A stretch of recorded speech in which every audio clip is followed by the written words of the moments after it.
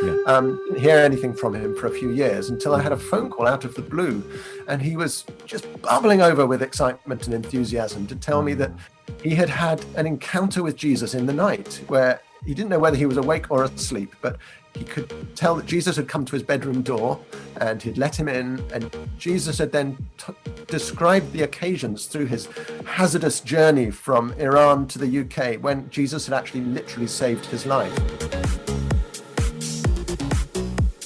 Hi, and welcome to Raw Mission, the podcast where we bring you challenging and inspiring stories of ordinary folks sharing the good news of our extraordinary God in some of the toughest parts of the world. And today I'm really excited to have some special guests on the programme. We're breaking our usual pattern of interviewing Frontiers field workers to welcome some great friends of mine who are seeing a wonderful move of God amongst Muslims in Britain. They have been church leaders for many years. They've launched organisations, taken many missions trips overseas. They're people of faith, they're pioneers, and they're full of joy and of the Spirit, and always a huge encouragement to me. Well, it's a real joy today for me to have some old friends of mine coming on the show. Adam and Karina, welcome.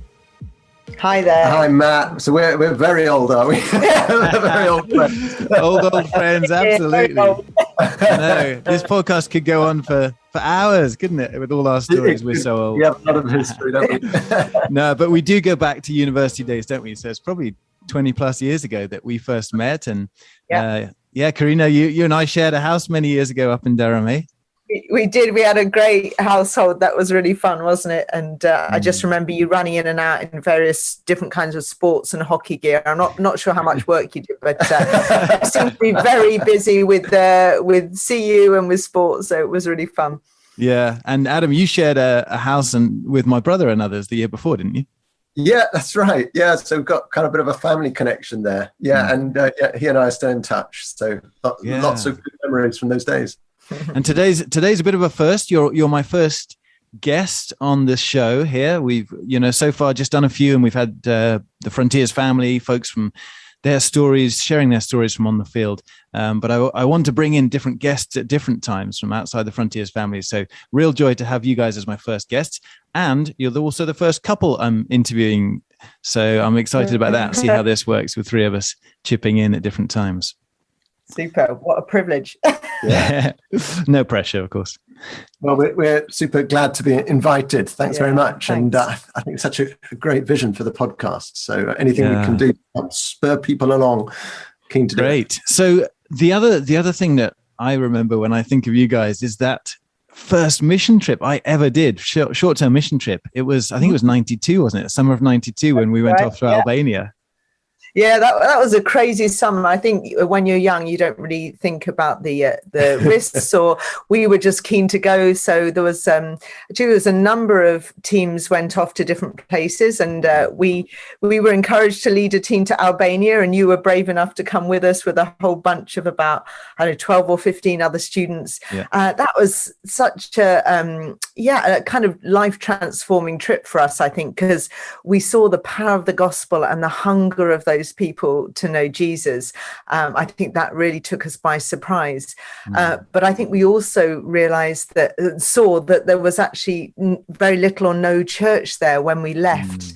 So I think that did plant in us a seed of like wanting to go to the nations, but also wanting to see churches established. So yeah, it was a really exciting trip. I remember some crazy stories, gunmen waiting outside a cafe where we'd been eating, and apartments being blown up. Really?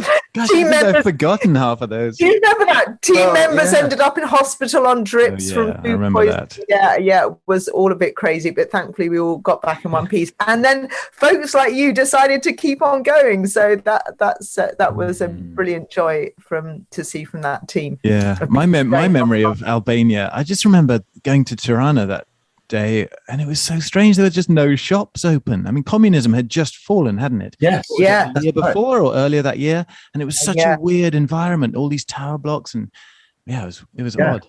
Yeah, yes. When we went to the beach, and they still had the concrete pillboxes to defend Albania, all over the place. All I remember is lots and lots of watermelon, but at the same time feeling very sick. I think we all got. Yeah, definitely. It was fun. Good preparation for South Asia for me. Yeah. Right. You could have a strong stomach. And then how did that develop for you guys? Because I know you'd been to Estonia the year before, and there was a long running Estonia connection for you. But how else did that go on? I mean, those short-term summer mission trips were great, and I'm a great fan actually of doing the short-term trips, giving people an opportunity to see what God can do through them. But it did stir something in our hearts to be able to involved in building something more long-term, so that churches can be established, people can really be fully discipled and grow in their faith. So that set us on a course. We got engaged, got married. It was the next year, wasn't it? We had some friends living in the East Midlands, and they said, why don't you come up, be part of our church and get some training? So that's what we did. Yeah. So we arrived in our city, got involved with the church, some training in church planting, but there was still this thing in our heart for us, for the nations. And we got the opportunity then to go back to Estonia. So we'd been on a trip in August 1991 when we arrived with our university missions team. Estonia was part of the Soviet Union. And when we left, it was an independent nation. So we happened to be there at this amazing historic moment. But not only a historic moment, it just felt like a real God moment for two reasons. One, there was no bloodshed in Estonia, and we were we were on a missions boat. We were praying through the night. There were people there, Christians in the city, churches praying. And when the tanks arrived from Russia, they ended up turning around and going back, and there was no bloodshed. So amazing. So we were there at this historic moment, but we also saw how when nations are in transition, there is just this incredible openness, just like it was like an open door to people's hearts.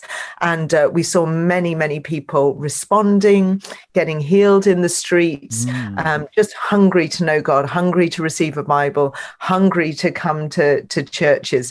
Almost what we saw as well, the churches weren't quite ready to contain it. And I think that as well put a passion in us that we needed to see healthy churches ready for the harvest that comes at those special moments. That's awesome. So back in the East Midlands, you've had these little short-term experiences. How did the sort of cross-cultural thing growing in you, this sort of sense of calling, develop whilst you were in a UK city? Yeah. Do you want to speak into that? Yes, we were, I think all our lives, we've sort of straddled the sort of connections with missions agencies and people who have a life calling to overseas mission with a love for the local church. And so thankfully, the church that we found ourselves in the East Midlands shared that passion for the nation as well as working locally. So it was a comfortable fit, and we felt this is a place that we could put our roots down, and this could be, wherever God sent us, this could be a good home base because the leadership were right behind the vision that God had given us. And so for a few years, it was a place to come back to and a place to be supported from. So we actually were sent out directly from the church to help establish a church plant in Estonia, which was a great experience, partly just to learn to understand what it's like to be an outsider living in a foreign country. That was going to be really important for us later on. So we did some language study. We did our best to connect. And by God's grace, we saw a bunch of teenagers come to faith. And it's been wonderful to sort of track with them over the years. They've now got families of their own. And the church is still going, praise God. Yeah. So that was a wonderful experience for us of going. So we had a few years in Estonia, and then really felt it was time to come back to home base. We felt we'd done what we set out to do, and we still had a lot to learn. So we came back, and then that set in us a bit of Lord, do we stay or do we go? So we were a few years in our local church serving there. We were having our children, 3 young children we had in those few years, and then we were praying, Lord, where next? Where do you want us to go?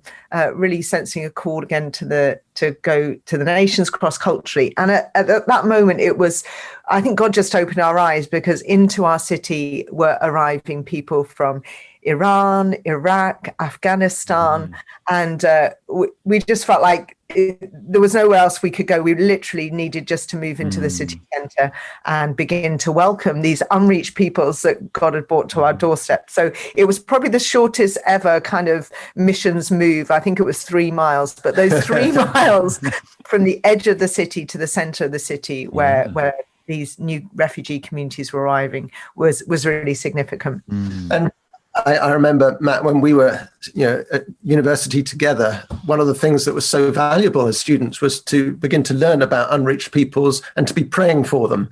And so when I realized that these very nations were arriving on our doorstep, something went off in my heart. I remember praying for the Kurds as a student and how hard it was to reach these people. And suddenly they were right, literally on our streets. So what a wonderful opportunity. We need to step up and see what we can do. Wow, praise God. And so was it a difficult part of town to move into? Was there, I don't know, some people think, I suppose, that you move towards the suburbs, then you move out of the city and you're always looking for a bigger, better house with, as you've got young kids, you want more room to play. Was there a bit of a cost moving into the centre there? I think yes and no. For us, it was a very exciting move. We love being in a place with different cultures, different foods. Of course, like you're trying to balance that with the different levels of, I don't know, crime or that kind of thing. But I think when you live in a community and you get to know people and start to feel you belong, it becomes your home. So we moved into the sort of very cross-cultural area and absolutely loved it. And actually, our kids loved it. Our kids loved it so much that our son has moved back there because he thought we're a little bit out of the city now. We moved a few years ago, but he's moved back in there. So I think there was a like counting the cost in terms of school provision, things like that. People told us it was a wrong area of town to move to with our children, but we just really saw God's provision in terms of schooling over the years. So no, we loved it. And just like if you move to a foreign country, you have to be aware of what you do's and don'ts. And we in a sense we lived like missionaries. We made sure what we were wearing was appropriate. We made sure our children knew how to act.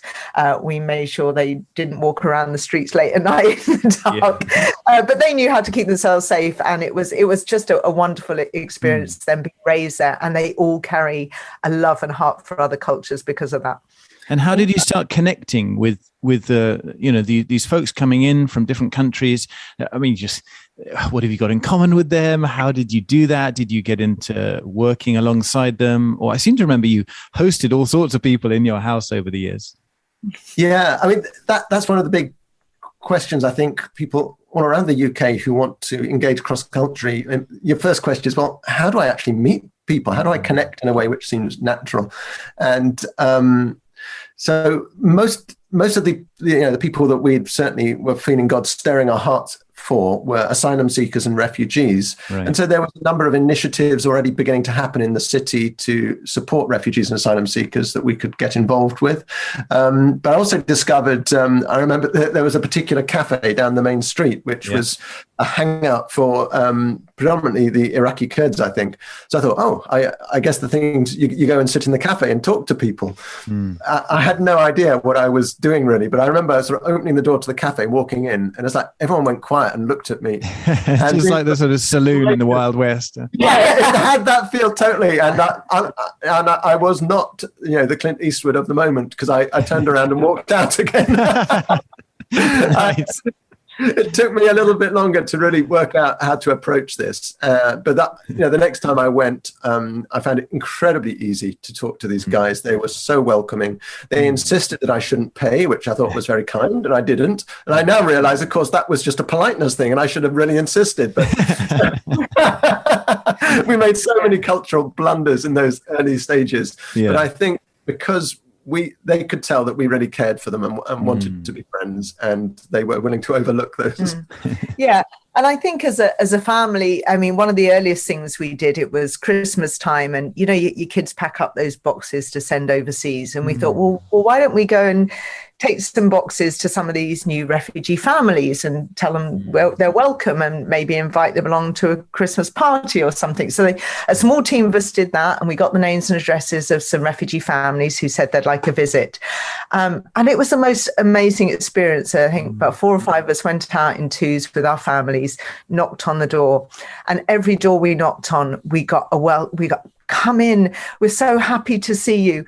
We don't know anyone in this city. We've been here for 3 months and we don't know anybody.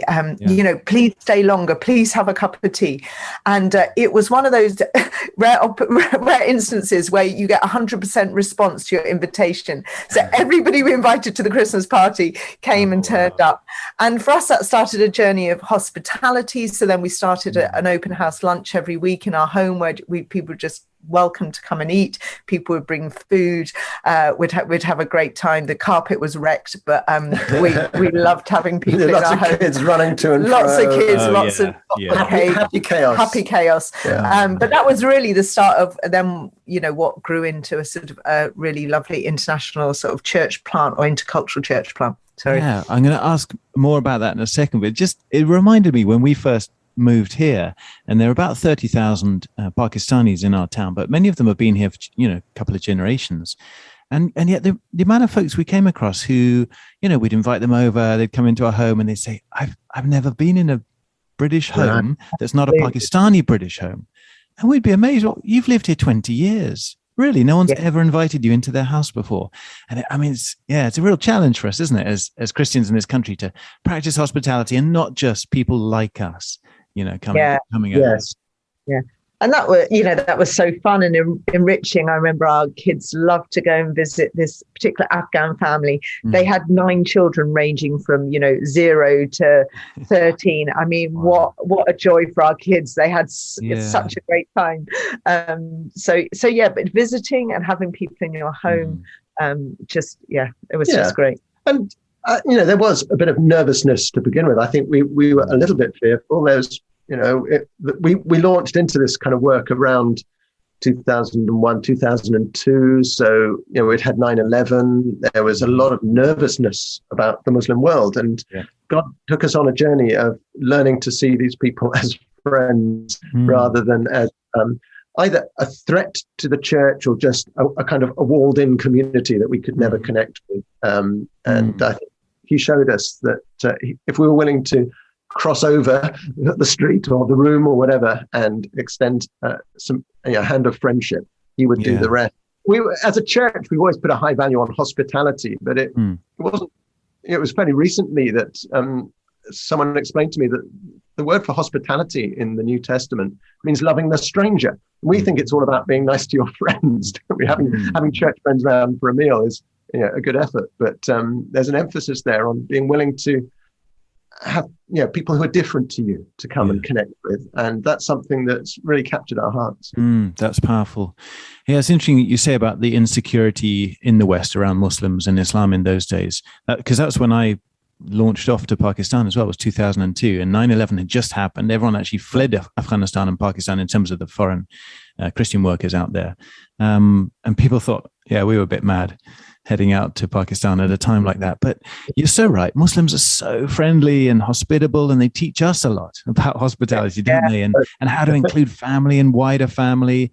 And it's a beautiful thing. What about, I mean, you may not have had a lot of language or, ability with these different cultures, because you've got Kurds and Afghans and Iranians and so on. And they probably didn't have a lot of English. Was that a major barrier? And then second question also, some of these guys came over as refugees, for good reason. I mean, they had some trauma and difficulties in their home countries. Was that something quite apparent, or was that very much hidden away in the beginning?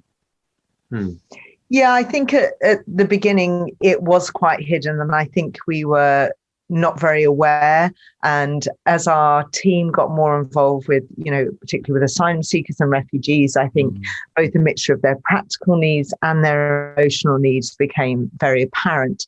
And I think we weren't very well prepared as a team and how we care for ourselves, things like boundaries, like debriefing. So, a lot of our team got quite tired just from the practical and emotional burdens of that. So I think we learned some of those things over the years. And I think it's always a privilege when somebody shares their story, and that takes time and trust. But actually being a safe person or a safe space where people can offload a bit and share their stories and talk about their families has been just, a really important part of the journey, and sitting with people and giving them time to do that. So I think we made a lot of mistakes probably at the beginning, and we learned, we got wiser as the longer we did it, and we learned more from our friends. Cross culturally, we began to understand. Something we learned the other day is because we said to our Kurdish friends, when's it time to leave? After a visit, and they looked at us and said, well, after the fruit comes out. They could not believe we didn't understand that, once the fruits come out, then you can leave. So we quickly put the fruit bowl away. That took me a while, even in Pakistan, to realize that, if they ask you, after you've been there an hour or so, if they ask you, oh, would you like some more tea? That's often a hint. Time's up, and I had no clue. So you just say, oh, sure, yeah, why not? And so some of our Kurdish friends explained to us that generally, once the food has arrived, it's polite just to eat the food, whereas we'd be busy trying to get conversation going over the meal, whereas they go silent and just eat. Yeah, they go quiet. Which is awkward for us, isn't it? It's so long to get to grips with that. The fact was, we just knew very little when we started out. I didn't know the difference between Shia or Sunni or an asylum seeker or a refugee. I mean, some of these basic things, but in time we began to learn, and I think now there's so much more available. There's a lot more people doing this kind of work. There's organizations there to support you. There's training, fantastic training available. So I don't think anyone should feel like they're going it alone, because there's lots of help out. We need to team up and help one another. Great. Well, that's a good sort of launch pad into asking, how did Welcome Churches start? Because I know, Karina, you were very instrumental in all of that. Yeah, I'll tell you a little bit about that journey. I mean, it started really as we moved into the city and we started reaching out to people. The practical needs became very clear. So in 2005, I started a local refugee charity, Christian refugee charity called Upbeat Communities, just as a way to begin to be better resourced to meet some of the language learning needs, and we did a women's groups, and we did some social enterprises with refugees. We did lots of sort of food projects and cross-cultural concerts in our local parks. So it was really about just trying to welcome people, build cohesion was the buzzword in the 90s, but to help these new communities integrate and to connect with them. So did that for about 10 years, so gradually grew that local charity. But some of the things we realized we'd been learning, we thought would be really helpful for other churches. So one of the simple projects we developed was welcome boxes. So that was training volunteers from churches in how to do some of that initial cross-cultural welcome. So we would train volunteers, they'd go with a welcome box to a new family and just begin to build friendship. So the sort of training that we developed around that, and equipping and understanding of how to do that, how do you get referrals, how do you find out where refugees are, we developed into a project that we then started sort of share more widely with churches in the UK. As we did that, we realized actually it was probably time to launch a more of a national charity to allow the local charity to carry on thriving. So that's when I had a young woman called Emily Holden come. She'd been working with CAP. She came to help me, and we launched out Welcome Churches as a charity or as an organization that would help equip churches to be able to welcome particularly refugees and asylum seekers. And I stepped down from that last November, but it's been wonderful just to see it really flourish, to be involved in the Hong Kong welcome, and how particularly instrumental in helping churches to welcome these new Afghan families. So very excited and very proud of the team and what they've done in the last year. So yeah, you start with something very small and simple, visiting people with a small box of gifts for the kids and some tea. Yeah, just been wonderful to see now Welcome Churches grow. I think that there's over 600 churches now involved in the Welcome Network that we've set up that are committed to welcoming refugees and asylum seekers. And there's great training and resources, how to do that. Cross-cultural welcome, understanding about trauma, how to be sensitive to people who have come with those kind of challenges and trauma and practical needs. So loads of great equipping. Have a look at the Welcome Churches website. Brilliant. Yeah, they are excellent. I love what you guys do at Welcome Churches. We'll definitely put a link as well in the feed. So then, Adam, maybe I could ask you just about some of the more spiritual aspects of the work and how some of these Muslims were learning as they'd come over here, an opportunity, I suppose, they'd never had before to learn about Jesus and explore their own faith and their own questions. How did that work out? And what have you been seeing over the last few years? Yeah, it was really, it was a journey of almost just trying to keep up with what the Holy Spirit was doing. And there were so many threads that we realized he'd been at work way before we connected with anyone. And it was a privilege just to be part of a link in the chain, really.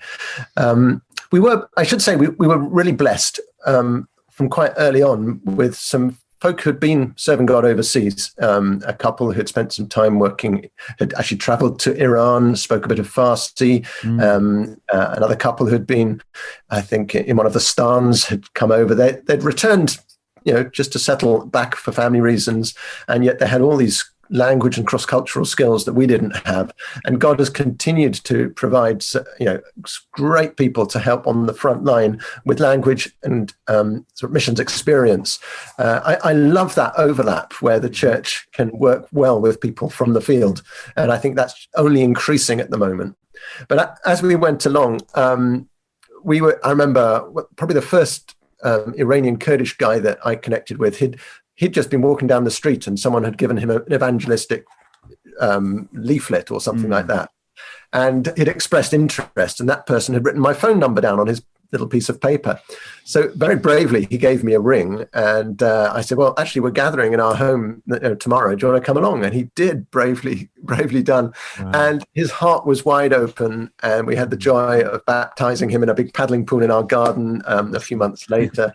And that was the first of many. I'd heard stories of how hard it is in the field working in Muslim communities, but we were amazed at how God had prepared people's hearts, and we were just ready to be midwives to their new birth. What was lovely is that young man actually came to live with us for a while, which was great. But we were praying the 40 days of prayer with the booklet, and we got to the page where we were praying for the Badini speaking people of northern Iraq and this unreached people group. And we were praying with our kids. And we said, do you know where our friend who's staying with us, where he's from? He's a Badini speaking Kurd from northern Iraq, and he's following Jesus. Yeah. So what a privilege to be praying for unreached peoples, and in your home you're able to disciple someone from that nation. Cool. So that was kind of a bit of a special moment for us. We realized, God is really doing this. He is bringing the nations, unreached nations, to our doorstep, and we can be part of that. So it's not as though there was just a constant flow of people wanting to give their lives to the Lord. It seemed to go almost in waves. I remember we had a lot of Afghan friends, and we'd been praying for them, and feeling a little frustrated that there wasn't any movement really to actually come to faith. And we had a really significant evening of prayer, and we just called on the Lord, and that seemed to be the point at which a breakthrough came. And then there was a flow, and then a very similar thing happened with really good long-term friendships with some of the Kurdish people, and yet it seemed as though none of them really wanted to identify with Jesus and give their lives fully to him. And so we went for a season of prayer, and then there was a breakthrough, and we began to see many more come to faith. I remember one of them, I'd been meeting with him in his home, drinking tea and sharing some Bible stories, and we took a group for a picnic out on a reservoir, and we actually hired a little sailing dinghy for the day. And so I took him out on the lake, and the wind dropped as we kind of got to the middle of the lake. We were just sat there, And I've been thinking maybe I needed to just give him a gospel challenge, really. So, okay, well, this is my moment. So I said, look, do you feel escape. like He's on the lake in a boat. he's not going anywhere? I'm not going anywhere. Maybe this is a setup. And he wonderfully actually said, yeah, no, I do want to give my life to the Lord. And we prayed together in the middle of the lake. And then the wind picked up and blew us back to shore. And I mean, that was wonderful. But then, as so often happens with refugee ministry, that people get leave to remain and they move to another city. And he went off to London. Didn't hear anything from him for a few years until I had a phone call out of the blue. And he was just bubbling over with excitement and enthusiasm to tell me that he had had an encounter with Jesus in the night, where he didn't know whether he was awake or asleep, but he could tell that Jesus had come to his bedroom door and he'd let him in. And Jesus had then described the occasions through his hazardous journey from Iran to the UK, when Jesus had actually literally saved his life. Wow. And the next morning when he woke up, his bedroom door was open, which it never normally is. And he was just so excited, and his faith had come alive in a new way. So it's cool. Those little stories I just love, where you think, God is, I do my little bit, and then God does a whole lot more. Yes, that's so true. Because, I mean, of all the work we do around the world with Muslims, so often you hear a story of a dream or a vision that's part of that story. They've got to meet a follower of Jesus at some point. They've got to get the scriptures at some point. But often there's that miracle or dream that just kicks them a little bit further forward. But also, I love what you said about bringing a challenge, because Jess and I were just talking this morning about that. We were actually, this morning we were visiting an Iranian family, a wonderful family, and just chatting with them a little bit, and just said as we left, I think they really would like to read the Bible with us now. I mean, we've been friends a while, and we shared some scripture today. Just see how they were so interested listening to it in Farsi. Just, on the app on my phone, I just put the story up in Farsi, and he was fascinated. And I think you're right. Sometimes we think, I don't want to be too pushy, but sometimes if you give an opportunity, they would love to. And so, thanks for sharing that story. Yeah, great. Yeah. Any other highlights or lowlights from those days, where some of those guys from a Muslim background? I mean, there are many, aren't there now? Probably over 100 who've come to faith from a Muslim background in your region. I think we've seen over 200 baptized from a Muslim background who have gone through sort of a season of discipleship. So, we're a bit more sort of confident. But actually, in terms of decisions for Christ, we have a great missionary friend in our church, and he has kept count. He said there's been over 600 confessions of faith to Christ over the last 6 years. If you're enjoying this podcast, why not give us a 5-star rating so that more folks can hear these inspiring stories and join us in praying, sending, giving and going. We have a great missionary friend in our church, and he has kept count. He said there's been over 600 confessions of faith to Christ over the last 6 years. No way. So amazing, and who knows, only God knows what he's doing in people's hearts, and you don't always see the end game. But so and that has grown into significant sort of groups of Iranians, Afghans, Kurds, reading the Bible together, following Jesus together. So that's been very exciting. But challenging as well, the challenges of working with a very transient community. And that's why setting up a network where we could refer people who are moving to another church in another area was so important, so that their discipleship journey didn't get broken up by 6 months or a year. But yes, just challenging. People come and go. There can be all sorts of emotional challenges with that, deep friendships, then people disappear. But there have been some really precious, we've got one Kurdish family. Adam originally knew the father. He was here on his own. Then we had the joy of seeing his wife and his 4 little kids arrive when our children were small.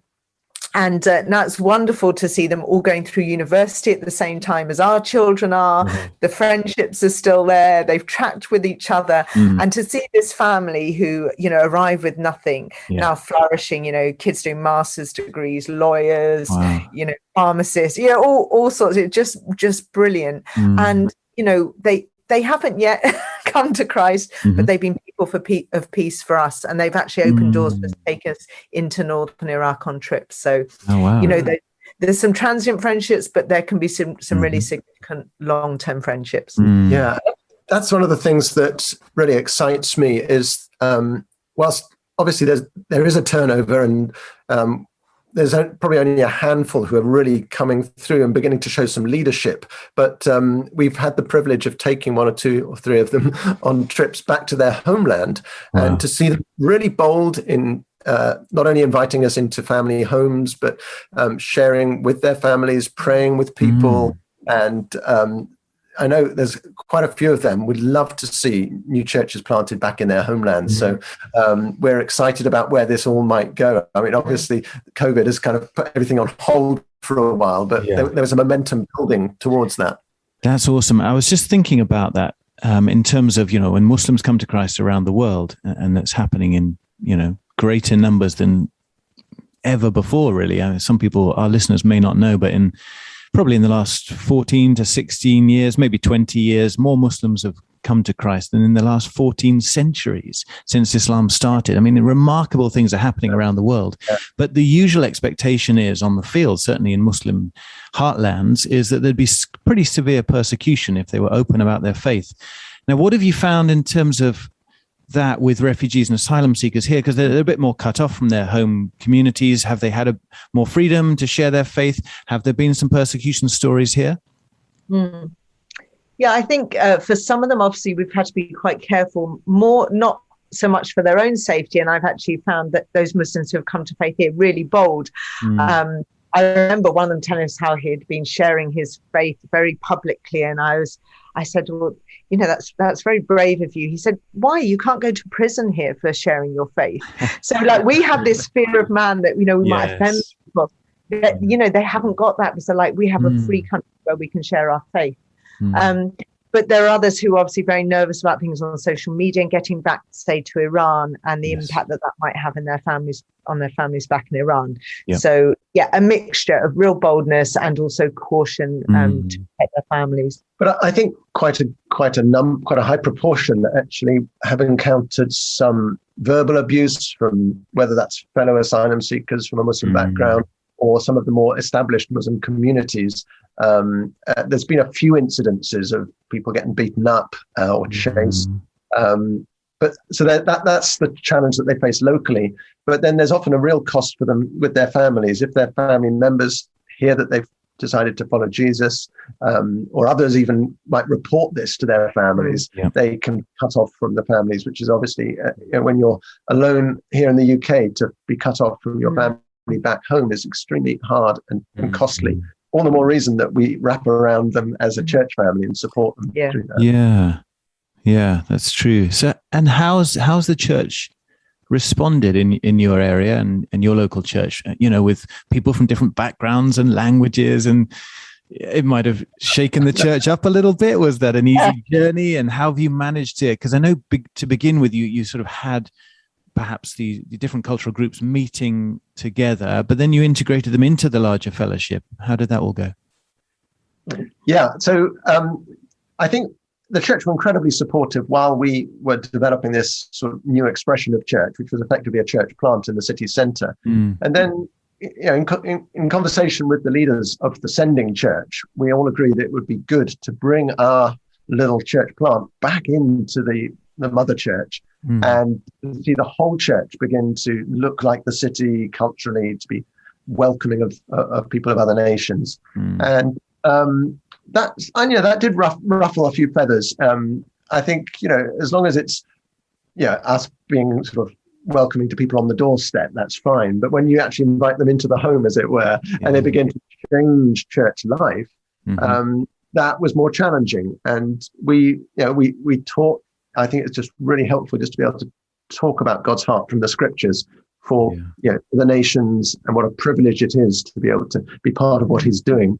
One of the things I think which probably impacted people and softened their hearts more than anything else was when people would come for baptism, they would often tell their story, and everyone would hear the cost of what they've done, the way God has sovereignly led them to our church family and to faith. And, that just melts your hearts if you hear those stories month after month. I think that's had a big impact on our church family. Yeah. That's good. Yeah. Yeah, because it's easy to look at, oh, the church culture's changing, or this isn't what it used to be, maybe. But if our church members, can actually meet families, sit with families, get to know them as people, it'll change everything, won't it? Yeah. And one or two people did say, "Oh, this is not the same church," and we're like, "No, we're really sorry, it's not." Kind of messed it up, really, because at one point, like a third of, we're a large church, a third of the Sunday gathering would be people from a Muslim background. That changes things. People would get nervous. It was lots of young men, but the majority of the church were just excited, embraced it. And I think we're still working at really that job of sort of really integrating people, because it's one thing to sort of welcome people on a Sunday morning and shake their hand. It's another thing to really get to know people and to become family, to invite them into your home, to hear their story, to include them in your lives. And even this week, Adam has launched a new initiative to help with that. Do you just want to share about that?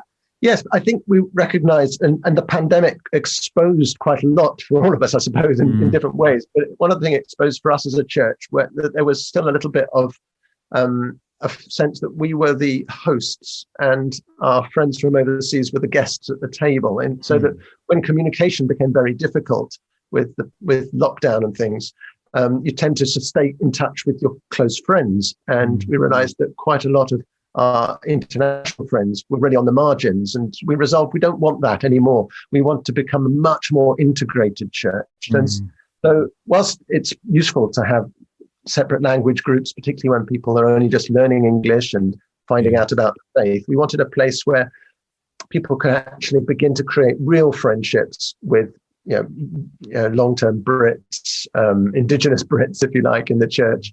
So I think creating some of those spaces is really important, where people, in a relaxed way can start to, be brave and get to know people from another culture. And then from that, our hope is that then people join, whatever you call that in your church small groups, communities, so you can go deeper. So that's, so we've had to keep redoing that over the years, and helping people to connect and not to stay siloed, because that's a natural thing. People will, gather to their own. So we have to really, find ways to make that happen. Yeah, very true. Okay, I'm going to ask you a loaded question now.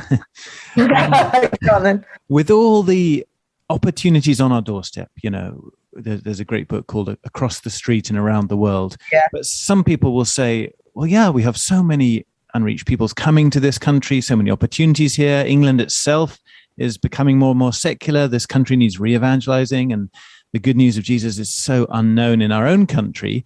Why do we need to send people overseas anymore? How would you respond to that? Because you're seeing great fruit on your doorstep. Yeah, that's a great question.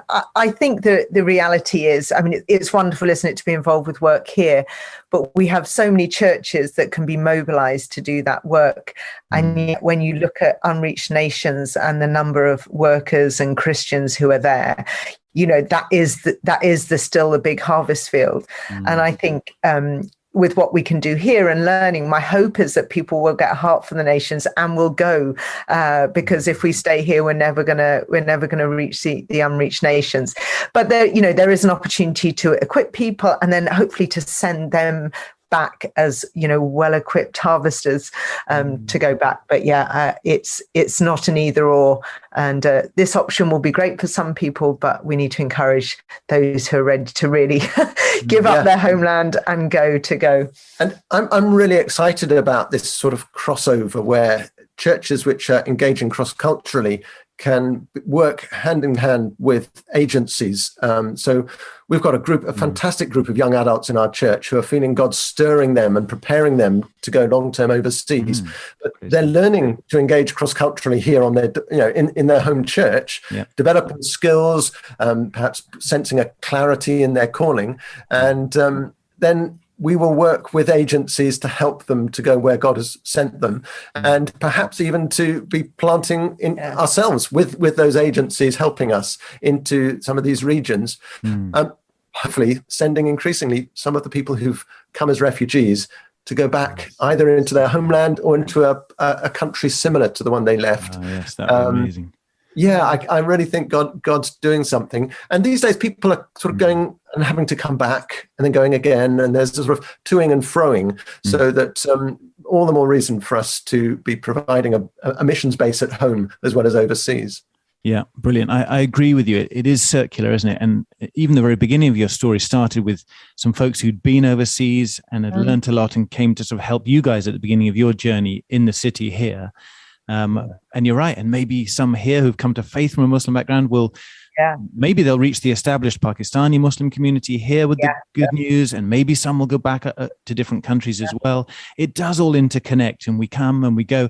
And that actually touches on a question. Some church, you've been church leaders, and some UK church leaders, I think, feel a bit nervous, talking with mission agencies and so on. They think, oh, well, you might be taking some of our good people and we're going to lose people. But your church has also been a sending church, hasn't it? You've sent people out to the nations. Do you feel that's been a loss to your church? And, coupled with that, I've got another question, perhaps challenging one, which is, why send people when perhaps, the church in Korea is growing, the church in China is growing, or in India, perhaps South India anyway, maybe they could be reaching the nations. Is it still the job of the Brits to be doing that?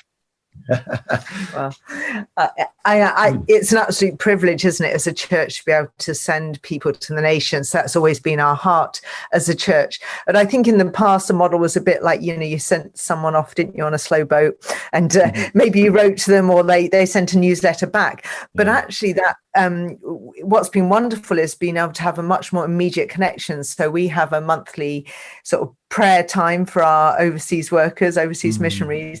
And it's great because they all Zoom in from all around the world, and we can ask them real questions, and we can chat to them, and they can speak to one another, and we can pray for them there and then. It's not a loss. It really enriches our church. I mean, we have them, speaking into us and, encouraging us and challenging us. But I think there is this exciting development whereby our vision is to plant into those nations, in some of those nations that God's brought to us to plant back in. But we know we can't do it alone, and we want to do that in partnership with missions agencies that have all the experience and knowledge of many years working cross-culturally overseas. So that support, whether for long-term or for short-term trips, is invaluable. And I mentioned that we'd taken a few teams into the Middle East, but our church trustees were really nervous about the responsibility of a church team in that part of the world. So it was hugely helpful for us to partner up with Frontiers to have their support in preparing a team, connections on the ground while we were there, and even help in debriefing on our return. So for me, that's a lovely example of church and agency working together in a way which I think I'm really excited about where this will go in the future. Yeah, brilliant. And maybe for my sake too, because, as you know, I go around speaking in churches, conferences, speaking to Christian unions, trying to encourage people to consider the nations, consider unreached peoples. Do you think the UK church, has got it to a degree? Do you think there's a lot of knowledge out there about the needs of the gospel around the world? Or do you feel this is still a message that really hasn't been heard? Well, that's a great question. I think there's still lots more to do. And I think that role of raising awareness and speaking to churches about it's very easy for churches to think, oh, well, our responsibility is here local, it's missions agency, but we are the church. The church is God's plan A, and we've got to do it together if we're going to reach the nations. So I think, raising awareness of the opportunities, making it possible and practical for churches to get involved in missions, and that, that it can really be a partnership. It's not about taking your best people away or your worst people. That's what some people do. But it's not about taking your best people away. But actually, as you send them, it's about you as a church being part of that mission into that nation and getting to do that. Over the last few years, I've become increasingly aware that churches, whether they are sort of diaspora, minority ethnic churches or predominantly white British churches, they're all saying, we want to be able to engage with the ethnic diversity around us. I mean, it's so clear in the scriptures that we're to, be a blessing to the nations. How do we do it? So one of the things I've been involved with over the last couple of years is launching a network called Intercultural Churches UK, where we can work with church leaders and church planters to say, okay, how can we support you, support one another in engaging with the nations around us? And what I've seen is that as churches begin to do this, suddenly they find that they've got a relationship with another part of the world because they've welcomed a family from Eritrea, and suddenly the church has now got a heart for Eritrea and Ethiopia or something like that. Yes. It's so often it's through connecting with individuals that God touches your heart, isn't it? Yeah. Oh, I love that. Yeah, that's powerful. It is sometimes just giving that confidence. You're right. Some of it's awareness, and church leaders will say to me, "What? I didn't know a third of the world doesn't have access to the gospel. I thought it was way less than that. I had no idea there were 7,000 unreached people groups out there, sometimes, thousands and thousands and thousands strong." And yeah, that is one of our roles, I think, to be a prophetic voice to the church saying, guys, open your eyes and look beyond your Jerusalem. And I think it is easy to get so busy and caught up with our Jerusalem, maybe our Judea, if we have a national focus. And our job sometimes as those who've caught this love of God for the nations is to say, look at the Samaritans around us. God loves them too. Whether they're not real Samaritans, of course, they're from Eritrea or Ethiopia or Sudan or Somalia or Afghanistan. But it's a beautiful thing. Jesus loves the Samaritan, and not even get stuck with the Samaritans around us, Jerusalem, Judea, Samaria, but to the ends of the earth. It's always been the Great Commission. It's always been the call on all of the church, east, west, south, north, isn't it? And so I think that's a privilege for some of us to do what we do, to really encourage and give confidence to the body of Christ worldwide to think about those with no access to the gospel. I think particularly as the British church, we need to have the humility to be receiving and to recognize that actually we need help too.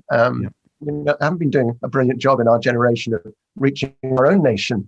I think God is bringing new life to the British church through some of the immigrant communities who are beginning to come in and be part of us. They've got more passion in prayer, more boldness in evangelism. Yes, definitely. They've got wonderful gifts in worship.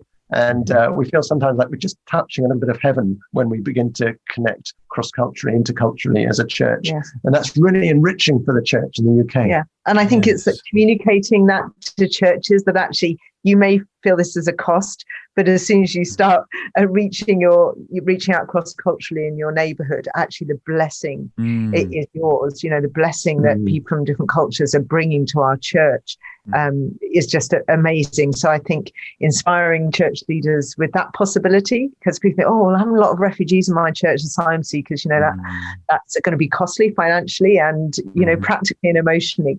But actually the result is great blessing. And then the blessing of actually, having an opportunity to go to the nations because you have people who can take you there and open the doors to you is wonderful. So yeah, that's a good word, the humility. And also I think some of the post-colonial angst or guilt. Yeah. And it's actually, it's easy to run away from that and think, okay, fine, we'll just sort of hide and our day is over. But we're not first and foremost British, are we? We're first and foremost children of the King, given a command, and that's to welcome the nations and to go to the nations. And that's who we are, first and foremost. And all the other stuff over history and Britishness and colonial, and that for me is to one side. There are real issues there. They can be discussed. But at the end of the day, that doesn't take away from the Great Commission. Absolutely. And I recognize as well that the world is changing so fast. There's so much interconnection going on. And sometimes it can feel baffling. There's no roadmap for how do we reach a modern British city with all this diversity, change and churn. But my conviction is that the Holy Spirit's out there. He's already at work. And if we can be led by him, there's fruit ready for the harvest. And he will direct us if we go in humility and with a boldness just to step outside our church walls. Amen. Guys, I think our time is almost up, but can we... any final words? How can people hear about Welcome Churches or the other organizations you've mentioned that you guys are a part of? Yeah, I think just to finish off really is to say, I think like God is like now blurring these lines between overseas and local mission because we're engaging with the same people. So to encourage everyone, that everyone can be involved in this. You can be involved on your doorstep. You can be involved in going. And and if you're in a church and you're starting to welcome people from other cultures, then do get in touch with Adam at Intercultural Churches UK, because they're really working together to explore not just how do we, welcome people into our church, but how do our churches express the diversity of the people in them, in the worship, in the prayer. That's a really exciting journey to go on. And and please go on the Welcome Churches website. That's a great way to connect with some of these new communities arriving in. Yeah, and I think, I'm sure you've seen this, Matt, that often our journey into our calling it's not a straight line, and we sort of zigzag. And I would encourage you, if you're sensing that perhaps God is nudging you into some kind of cross-cultural work, get alongside others who are like you, who may be feeling the same, and particularly those who've gone ahead of you, who've perhaps gone and come back and got some experience, and they will keep that fire burning in your heart as you sort of progress on that journey into what God's got for you. So we're gathering young adults together in intercultural churches, but there's also, I know you're doing a similar thing with Frontiers. There's lots of ways to get with people who can encourage you on that journey. Brilliant. And I suppose one other shout out from my side, there's a great course called MomentumYes. People can have a look at MomentumYes.com. It's a free 6-week online discipleship and kind of mission course, all about God's heart for the nations throughout Scripture and the history of the early church and the state of the world today. Brilliant course that home groups could use. Students have been using it up and down the country since lockdown 1 started. I think we've had over 200 people go through it, and it's really popular. So it's been a joy to have you guys today on the show. Thanks so much. Our friendship goes back a long way, and this has been really fun. So thanks for joining me. Yeah, well, thanks for the opportunity, Matt. It's been great to chat. It's been really good to talk to you. Great. All right. See you soon, guys. God bless. Bye. Thanks so much for listening. I hope today's episode has been inspiring and challenging. For more, check us out on our website, frontiers.org.uk, and on all social media platforms @FrontiersUK. Have a great week, and make sure you don't miss our next episode.